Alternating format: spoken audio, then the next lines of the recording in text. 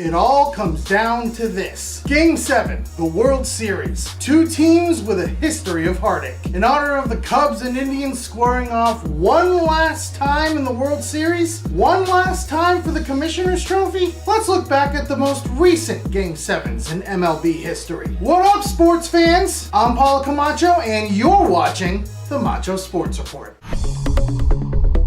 It had to end like this, didn't it? With the Cleveland Indians following in the footsteps of their basketball brethren, not having won a title since 1948, and their opponents, the Chicago Cubs, having suffered a ridiculous 108-year title drought. It's only fitting that this affair would end in a winner-take-all Game 7 tonight. And it's almost as if karma had worked against the city of Cleveland this time around. Watching a 3-1 series lead evaporate over the last 3 days, culminating in a Game 6 loss to the Cubbies, 9-3. Seeing as this is the 5th Game 7 in the 21st century, I figured I'd take a look back at the last 4 Game 7s played in the World Series, dating as far back as 2001. Let's get to it!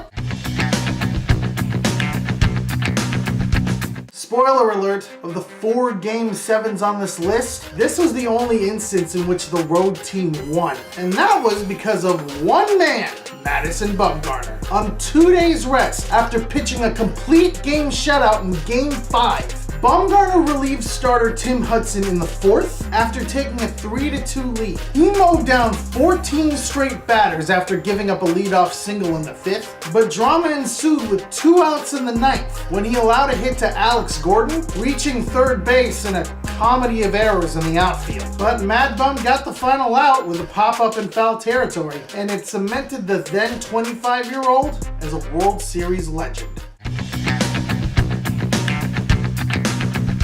This series will more likely be remembered for its Game 6 than its Game 7. After all, the AL champion Rangers had the Cardinals on the ropes, with a 3-2 series lead and a 3-run lead after 7 innings. But the resilient Cardinals tied the game with 2 outs in the 9th. In fact, they were down to their last strike in both the 9th and 10th innings, managing to tie the game in both cases. Their dramatic 12th inning victory led to a Game 7 in St. Louis that fizzled after the 5th inning. They took a 3-run lead and never looked back, breaking the hearts of Rangers fans for their 2nd straight World Series loss. In terms of heartache for the loser of a Game 6, this World Series probably surpassed 2011. Just ask Giants fans. With a 3-2 series lead and up 5-0 in the 7th inning in Game 6, the Giants could smell their first world title since moving to San Francisco. But the rally monkey having Angels would not be denied. A 3-run home run in the 7th and another 3 runs in the 8th sent the Angels home happy with a Game 7 at Edison International Field. With momentum clearly on Anaheim's side, they rode to an anticlimactic 4-1 victory, all the way to their first World Series title. Sorry for dredging that one up, Giants fans. But hey, at least we got 3 titles in 6 years, right?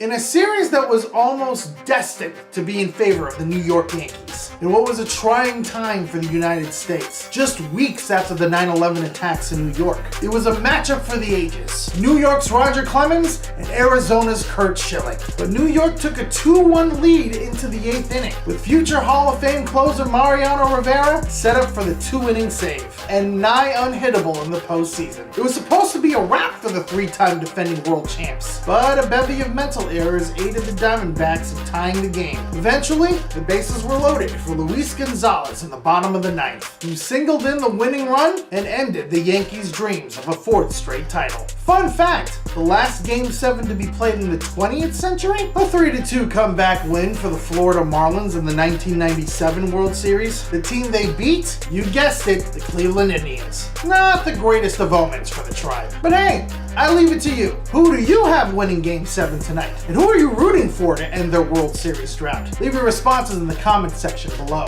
I'm Paulo Camacho, and you've been watching the Macho Sports Report. Peace out, sports fans.